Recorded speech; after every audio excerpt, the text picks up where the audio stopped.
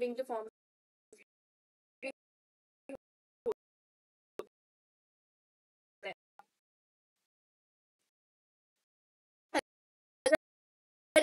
इसमें हैबिटेट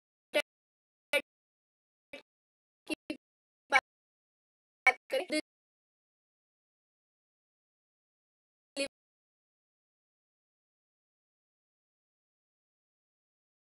तो live in सब ट्रॉपिकल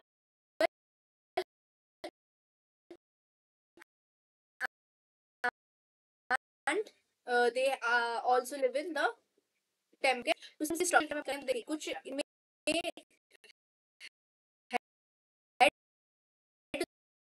थोड़ा एब्डोमेन तो है, फिर सम हैव विंग्स, इनमें कुछ जो फॉर्म्स होते हैं इनमें विंग्स प्रेजेंट होते हैं, और एक सोल्जर्स होते हैं मैंडिबल्स प्रेजेंट हो सकता है, and they live in large and they are the decomposers of wood vegetable products. तो बेसिकली इनका जो फूड होता है वो सेल्यूलोज होता है जो कि एक्चुअली वुड में प्रेजेंट होता है. Okay, and they also decompose the good crops. तो ये थोड़े से हार्मफुल कैटेगरी हो सकते हैं.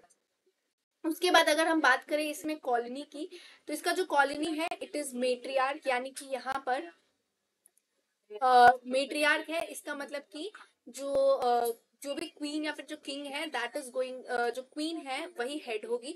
एंड इसमें क्या क्या मेंबर्स आते हैं, तो सबसे पहले तो एक हो गया हमारे पास रॉयल कपल जो it will consist of queen and king. Then we have worker termites जो कि काम वाम करेंगे, जो बेसिक चीज होती है वो. फिर सोल्जर्स होंगे, and then you will have complements couple. तो ये क्या कॉम्प्लीमेंटस कपल तब यूज लाइक काम आते हैं जब रॉयल कपल किसी कारण से डेथ हो जाती है तब, और एक सोल्जर्स जो कि प्रोटेक्शन चाहिए होंगे.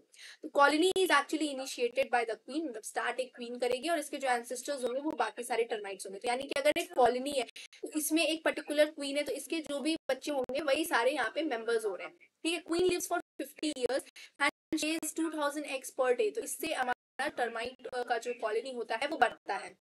इसमें भी एक होता है सेक्सुअली, अब इसमें जो कॉलोनी है इसमें दो तरीके के मेंबर्स प्रेजेंट हो सकते हैं. एक होगा सेक्सुअल डेवलप एंड देन एक होता है शॉर्ट विंग्ड फॉर्म, और एक थर्ड होता है apterous form which is wingless. Apterous form में विंग्ड जो है, अगर ये विंग है मतलब बड़ा विंग रहेगा तो that is going to be the primary brachypterous form.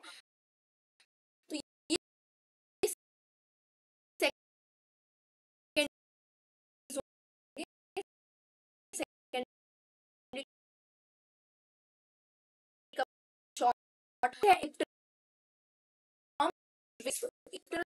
होता है यही होता है कपल का.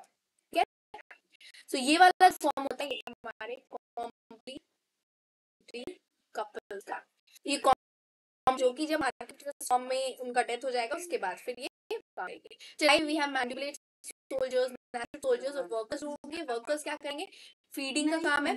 फिर रॉयल अटेंडर जो रॉयल्टीज को अटेंड करेगा, फिर नेस्ट मेकिंग इनका नेस्ट बनाएगा.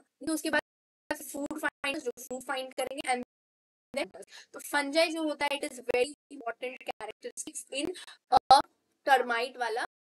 ठीक है, तो फंजाई के लिए एक अलग से सेपरेट आपका क्लास भी होता है. ठीक है, फिर आगे बढ़ते हैं अगर हम, तो आगे वी हैव दिस कास्ट में जो 3 फॉर्म्स है वो आएगा, तो वो हम देखने वाले हैं यहाँ पे. Wait a minute.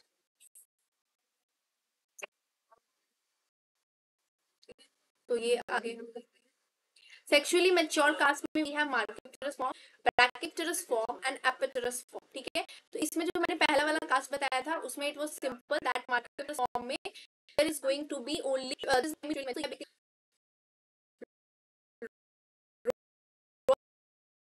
कपल हो. तो ये हो गया एकदम रॉयल, हो गया रॉयल 50 इयर्स तक रहेगा.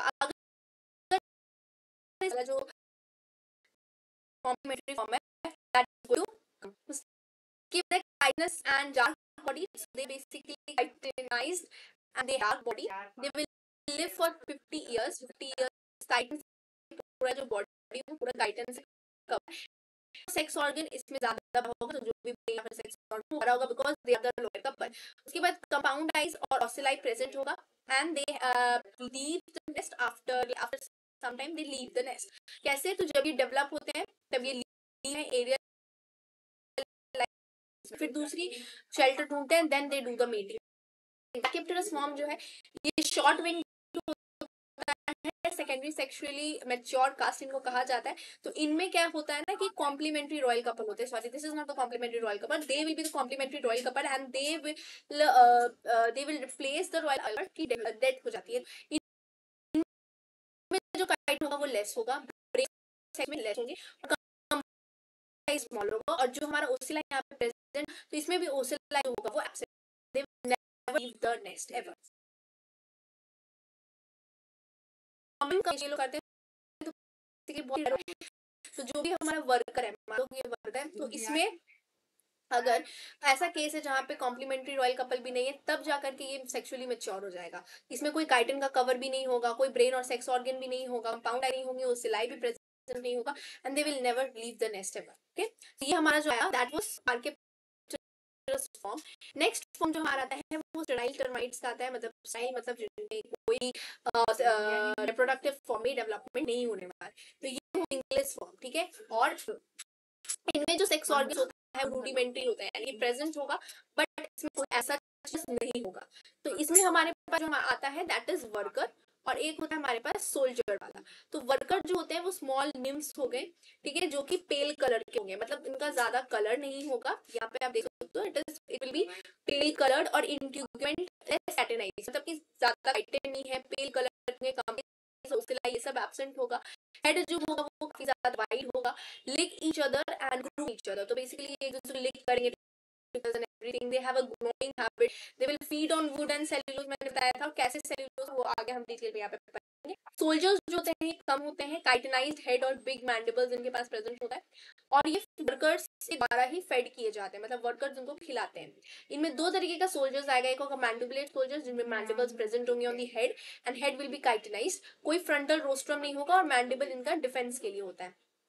फिर आते हैं नेस्ट्यूट सोल्जर में। नेस्ट्यूट सोल्जर जो होते हैं, नेस्ट्यूट सोल्जर जो है मैंडिबल इनमें एब्सेंट होगा, फ्रंट रोस्ट्रम जो होगा, एंड ये जो रोस्ट्रम होता है ये एक विस्कस फ्लूइड टाइप का प्रोटेक्शन के लिए, एंड उसके बाद फिर और ये हमारा घर है। तो ये जो भी आपका नेस्ट होगा सर बाहर नहीं रखते हैं नेस्ट्यूट सोल्जर, ठीक है।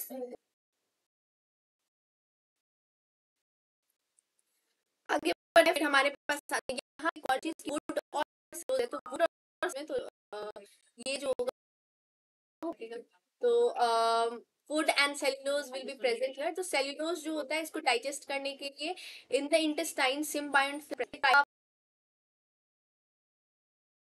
जनरेशन पास ऑन होगा by the prophylaxis. Prophylaxis feeding by mouth, so the feeding through mouth and with that ये जो सिम्बायोंट फ्लैजिलेट है, it will be passed on to the next generation. Next, we will see the habits, communication, and everything. Wait, yeah. So we will see the brown in color. So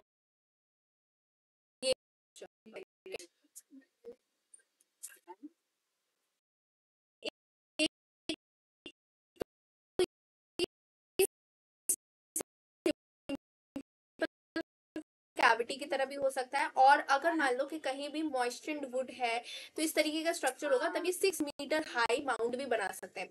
तो ये mud, would, excreta इन सब चीजों का बना हुआ होगा, and they will also mix their own saliva with it. Okay, and walls जो होंगे इनके हार्ड रॉक के बने होंगे। अब इनमें जो हमारा नेस्ट होता है इनमें काफी ज्यादा चैम्बर्स होते हैं जो कि डिफरेंट डिफरेंट पर्पस के लिए होते हैं। पहला पर्पस होता है ब्रूडिंग, जो कि ऐसा साइट है जहाँ पे फंगस ग्रो करेगा। तो फंगस बेसिकली हमारा फीडिंग एंड एवरीथिंग के लिए भी हम यहाँ पे यूज कर सकते हैं। और फिर दूसरा चैम्बर हम स्टोरेज के लिए रखेंगे। Third chamber will be the special chamber जो कि रॉयल कपल्स के लिए होता है, एंड ये वहां पे आराम से रहते हैं, ठीक है। And there are also various passages और बहुत सारे चैम्बर्स यहाँ पे बने होंगे। उसके बाद फिर वेंटिलेशन सिस्टम का भी एक यहाँ पे पॉइंट है। वेंटिलेशन सिस्टम का क्या है, एरेशन के लिए, नेचुरल एडेप्टेशन के लिए, और ये रेन वाटर को डिफ्लेक्ट करता है। तो काफी ज्यादा वेंटिलेटेड सिस्टम होता है टर्माइट्स के नेस्ट में। उसके बाद फिर फीडिंग के बारे में अगर हम बात करें तो फीडिंग कैसे होती है, तो क्वीन का अगर फीडिंग करना है तो ये सलाइवा और फंगल हाइफे दोनों मिक्स करके ये क्वीन खाती है। निम्स में they use predigested fungus क्योंकि they are absent the young ones, और vegetable matter they will use, और सिम्बायोन फ्लैजिलेट्स जो होंगे ये ट्रोफोलैक्सिस से फिर पास ऑन हो जाएंगे by the process of mouth to mouth feeding. वही हमारा हो गया। तो ट्रोफोलैक्सिस क्या हो गया, द माउथ टू माउथ जो फीडिंग होता है उसको हम लोग ट्रोफोलैक्सिस कहते हैं। उसके बाद फिर आगे आते हैं स्वॉर्मिंग में। स्वॉर्मिंग मतलब कि एक जगह एक इकट्ठे फॉर्म में जाना, तो उसकी को हम लोग माइग्रेशन कह रहे हैं।